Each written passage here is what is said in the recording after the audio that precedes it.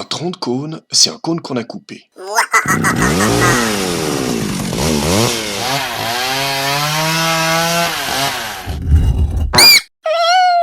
Ben voilà, faut pas jouer avec les tronçonneuses. Allez, sèche tes larmes. Pour faire un tronc de cône, faut couper un cône parallèlement à sa base.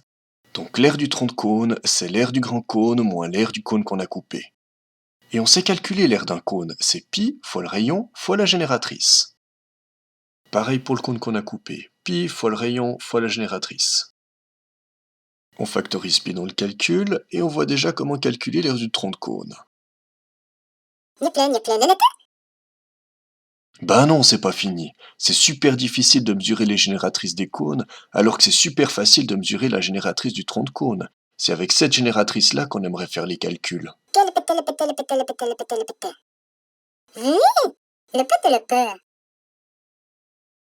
La génératrice d'un cône, c'est simplement le trait qu'on fait tourner pour générer la surface du cône.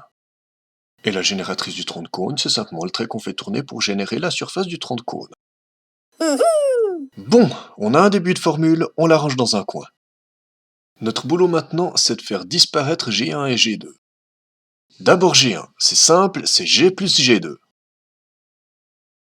On remplace dans la formule, on distribue R1, on factorise G2, et on range ça dans un coin. Pour se débarrasser de G2, on va utiliser le théorème de Thalès parce qu'on a de beaux triangles semblables.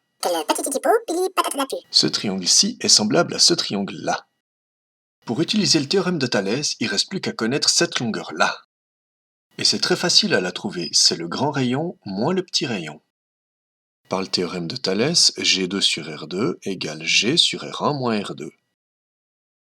On résout l'équation et on trouve G2 en fonction des grandeurs faciles à mesurer. Il n'y a plus qu'à remplacer dans la formule.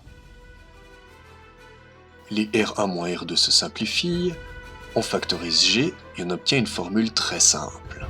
L'aire latérale du tronc de cône, c'est pi fois la génératrice fois la somme des deux rayons. Ben oui, Thalès c'est simple, c'est élégant, c'est efficace, c'est intuitif. Non mais c'est pas possible, dès qu'il y a un triangle, il y a Thalès quelque part. Bon allons-y. On peut concevoir le cône comme une couronne relevée. Et en relevant la couronne, on augmente la surface. Pour mieux comprendre, on va dessiner une couronne à côté et l'approximer par plein de petits trapèzes. Par conséquent, le cône est aussi approximé par des petits trapèzes. Quand on relève la couronne, on ne change pas la longueur des bases du trapèze, on allonge juste sa hauteur. Donc d'après toi, comment est-ce qu'on doit transformer la surface de la couronne ?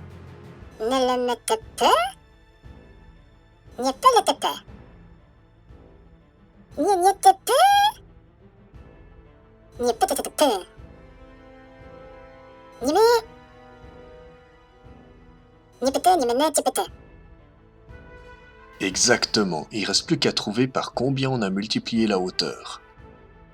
La hauteur sur le cône, c'est la génératrice du cône, et la hauteur sur la couronne, c'est la différence des deux rayons. Pour passer de R1 moins R2 à G, on va le faire en deux étapes. D'abord, on divise par R1 moins R2, et ensuite on multiplie par G. C'est comme si on avait fait fois G sur R1 moins R2.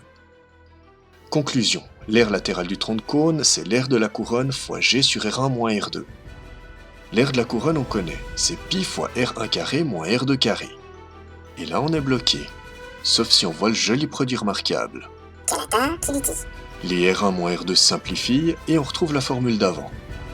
L'aire latérale du tronc de cône, c'est pi G fois R1 plus R2.